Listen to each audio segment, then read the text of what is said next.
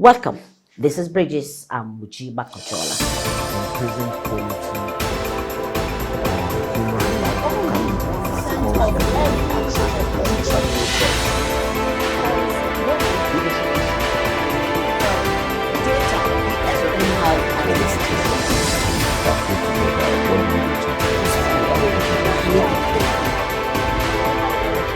human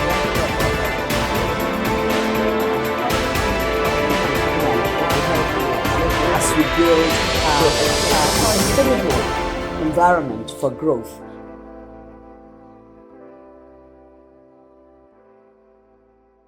Yes, like we promised in the last edition about continuing the conversation on anyhow-ness in Nigeria and how it's creeping into the fabric of the society. We got some feedbacks and just people said the conversation must continue. So we're bringing on that conversation today with the background that the anyhow-ness culture is unacceptable. But let's understand, we want to again understand what are these anyhowness that has, that's become an endemic culture, endemic in the sense that it's not welcomed, people don't like it, but a lot of people say we're too quiet on it, so we should make a lot of noise on it. So that's what we'll attempt to do again today. And I have on my set today two women that have been themselves been advocates of, and ensuring that the Nigerianness that is rich in integrity, in hard work, and in all the positive things needed for growth, evolve in every strata of our human development. I'll start with a young lady who actually was one of the people that I was discussing this topic with before we came up with it. And before we even start at all, I'd like to thank all my sisters and friends who actually, said, listen, we need to start speaking to anyhowness and contain it and eliminate and eradicate it in our society. So you're watching Bridges. I'm Uchima Konchola. On set is a young woman who, she's going to, she's on fire with the fact that we can get it done. Amanda Fredrick, she's a media expert, more a comms person. Amanda, you're welcome on Bridges. You have been behind the camera, so now you're in front of the camera. Yes, we have our regular, should I say, mother of Bridges, who is here with us, Folu Duke. Folu Duke has been on Bridges from the inception. And if there's one person who continually advocate for us to eliminate and eradicate that anyhowness that is, eating us up as a people and generally not giving the right picture of who Nigerians are in some spaces, is also here with us. Folu, thank you for coming on set. Okay, Amanda, let's start with you. The young has grown, or is still growing. What's your perspective? Thank you very much, Ma, for having me. And I must appreciate you for also, bringing the spotlight on this very critical matter, anyhowness. For me, this just refers to, the ill manners and the irresponsible attitude and lackadaisical attitude of some individuals in our context now, some Nigeria. And this is very bad because it has become systemic. It has painted a dent on our national image as a people. It has caused a lot of issue that, people now see it as normal things. They have normalized this anyhowness. And it's even worrisome because, it moves from one generation to the other. Our parents practice it, and then people growing up, the younger generation growing up, meeting this attitude, and I feel like, okay, my mother did it, my dad did it, so why won't I? So they've now made it a system issue. It is now being practiced as a culture. I, for one, have been in settings where I see a lot of all of this lackadaisical attitude. For instance, you're in a public vehicle, because I use public vehicle a lot, and then you see people eating and then trashing their waste right inside the vehicle, outside. Or even, people moving on the roadside and then eating and then trashing their waste on the road. Mm-hmm. And oftentimes I've had to speak because I, for one, I'm an advocate for a sane and safe environment. So each time I see such behavior, I take out time, to speak to people politely, to call their attention to the fact that what you're doing is not so great and is damaging the environment. And in most times, you often hear things like, madam, who send you? Who you be? They don't pay person to they clean this street, so why will no go dirty them? And I'm like, for the fact that someone has been paid to clean up the environment does not mean that you would litter it.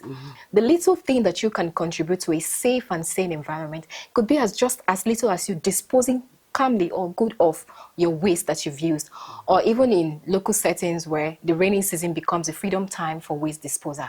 Once the cloud has gathered, everybody, the neighbors, Mama Nkechi, you don't ready your own bag. Mama Mina, see rain won't follow. And then once the gutters are filled up, everybody, they carry their debts and trash into the waste bin. And you get to ask yourself, where do you think this waste you're trashing into the gutters are heading to? There are consequences, and they impact on us directly. It can impact on your relative. This waste disposal can cause a blockage on our drainages. And once that happens, it will cause flooding. And flooding impacts on our lives. It can destroy property. It even kills. It can wash away our farmland, wash away the land surfaces. Or is this a situation where public officers resume very late to work and then leave? I had experience where I had a 10 o'clock appointment, and then I was there before 10. We had to wait for the officer in charge up until 12. And then when she came, all she did was do her makeup and attended to just few persons. Once it was 2, she said, make una dey go, I beg, I want go somewhere.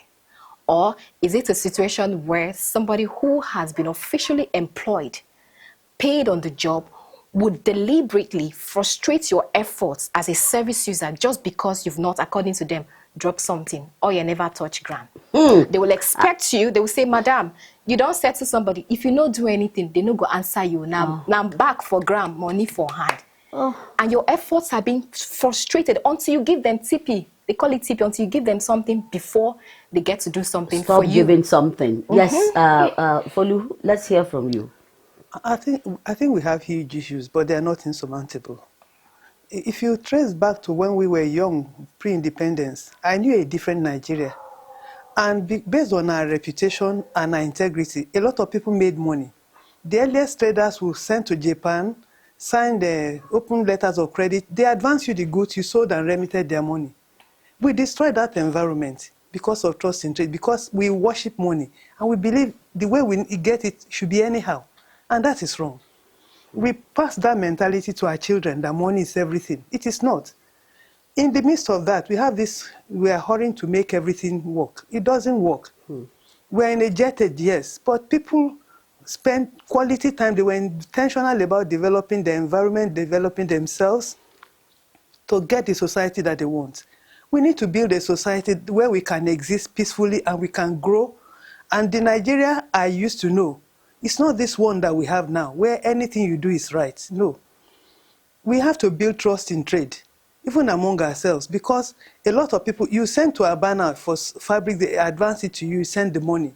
But a lot of people still believe, if I cut corner, if I cheat, I will make it. You don't make it that way, and we need to recognize that. A major underlying factor for us is parenting, because everybody wants to make money. I remember once I had to make a choice about being a professional or a good mother.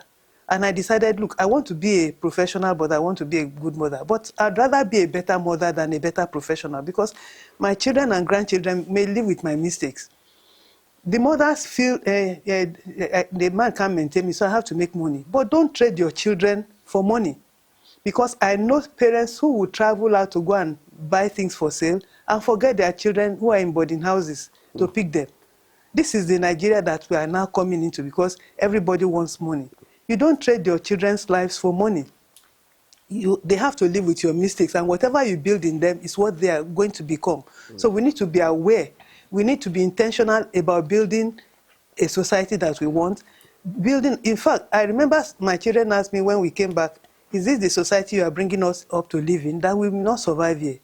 I told them, just keep your integrity. It may be tough, but you will survive. That's what people should know. Some parents felt, oh, I've suffered, so I don't want my children to suffer, so I'll cut corners for them. It doesn't work that way.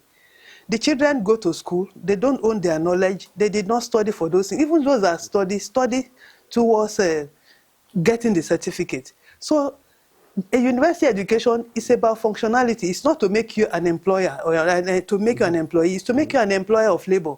So when you get the real education and you apply it, you can employ other people. We have gotten it wrong, and we need to retrace our steps and start doing the right things. How do we get it right? Okay. You do a lot of advocacy, particularly at the rural areas. Now, let me first ask: do you see the anyhowness also at the rural areas where you go to do your advocacy, Amanda?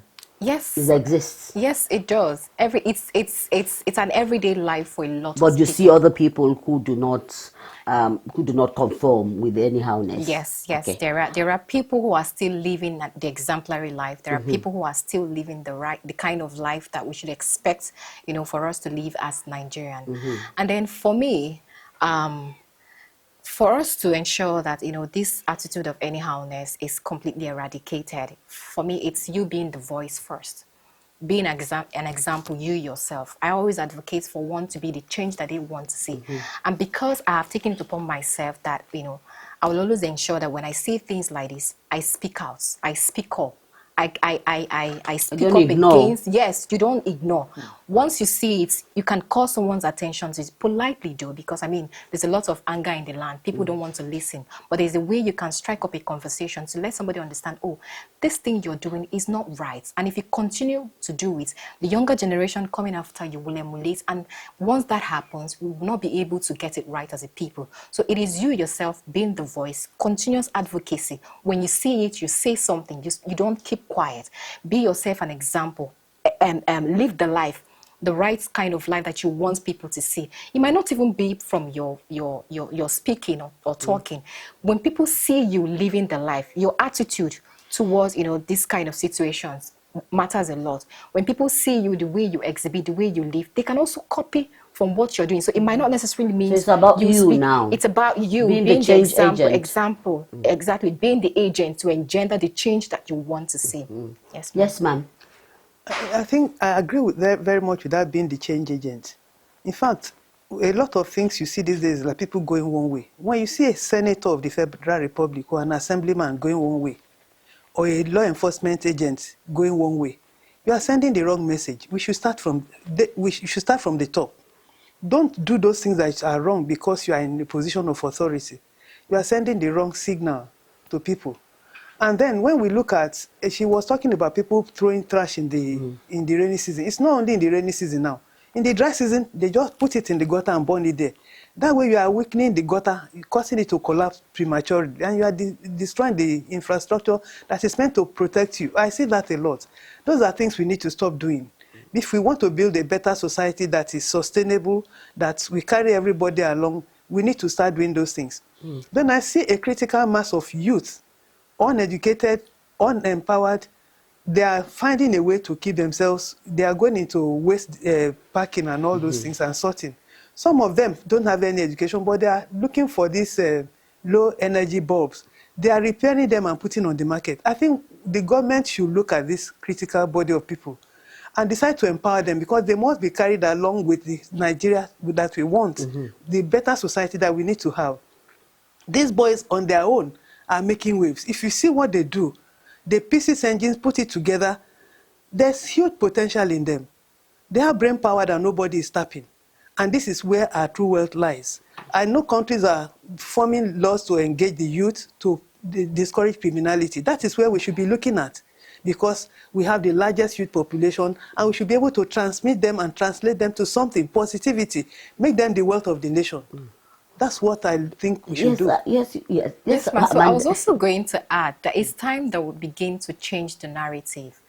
It mustn't be that, we gather people to speak to them about anyhowness or something. There are forums, in our churches, in our mosques, in our town hall meetings, even in weddings.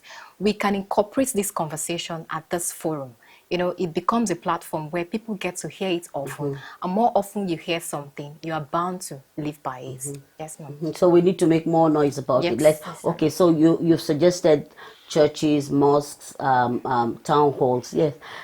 Let's have more suggestion on how to promote these and eliminate, God willing, and eradicate anyhowness. Okay, parents believe that educating their children with TV or devices is a way forward, and there's no parental control there. We're imbibing cultures that are alien to us.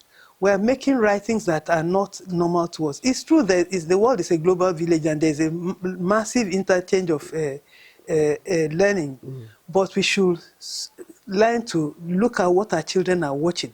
What are they imbibing? Because it is part of where it starts.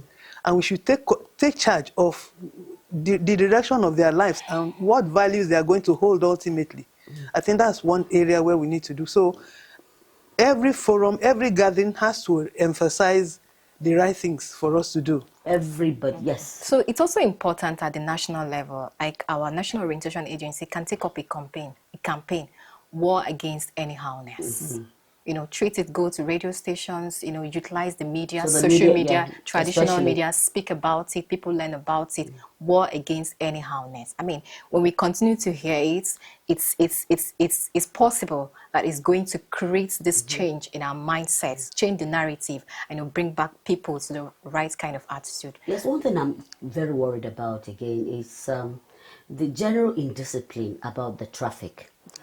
Every year, you know, we have these high incidents of motor accidents and all that. I live in a place where, you know, high density of Nigerians live, and we see this. People deliberately driving on the wrong way of the traffic, taking one way when they should not. Generally not, you know, obeying or the traffic light. And of course, when we speak to what we call now the readily available motorcycle way of transporting, the menace they cause has become, you know, is traumatic. Particularly if you drive and you apply these high density or low density areas where this general irresponsibility is there. So what should we do? Who are we to talk to? Who are we to take the advocacy of, you know, not, you know, of changing this narrative? Thank you. I think we have infrastructure for that already. National Orientation have this project they were doing, Kick Against Indiscipline. It can be a forum. Go and talk. Those people have associations. The Okada riders, the tricycle I do riders, want and to all those mention ones. it, Yes. yeah, but No. Okada, Because David, all of them. those Nape people, they have associations, and we can reach them through those associations. That means bring them on board and get them to inculcate this culture, because actually nobody has ever spoken to them.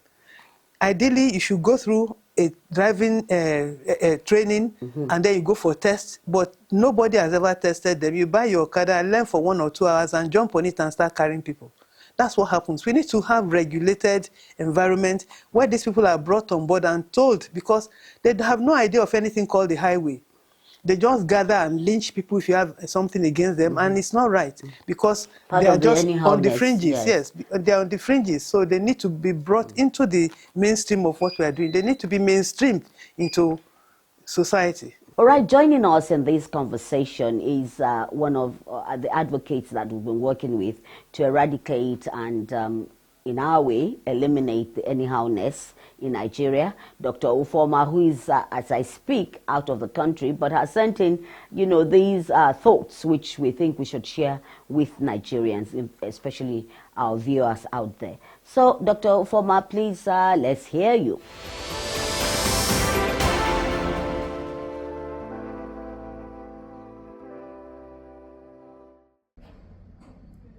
Anyhow takes nobody nowhere. As a country, we have come of age. We are so blessed. Natural resources, great people, diversity, great culture, fantastic brains all around the world. We are big, blessed people. We are indeed the giant of Africa. But you see something that would mess us up, and has long messed us up as a country, is just accepting to go with the flow. It's just everybody saying, oh, anyhow, we will manage our processes, our policies, how we are led, how we appreciate governance, how we participate in governance, how we engage with ourselves as citizens of the republic, irrespective of where we are. Just anyhow, let's just take it anyway. Let's just go with the flow. With what will be, will be.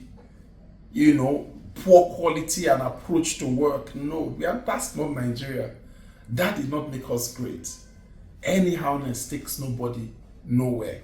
Like we say in Warri, if you do anyhow, you will see anyhow. So why would we allow anyhow to build the narrative that drives us at 65? So ladies and gentlemen, my brothers and sisters, from around the world, we need to put an end, a firm end to anyhow in governance, anyhow in how we appreciate our people, how we work with each other. Anyhow does not take anybody anywhere. As a people, we must step on the pedal of excellence. Excellence will take us forward as a people.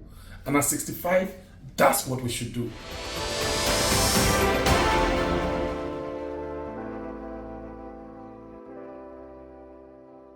Okay, thank you, Ufoma. Now let's go back to women on the search for their final words. So society to be sustainable has to bring everybody on board.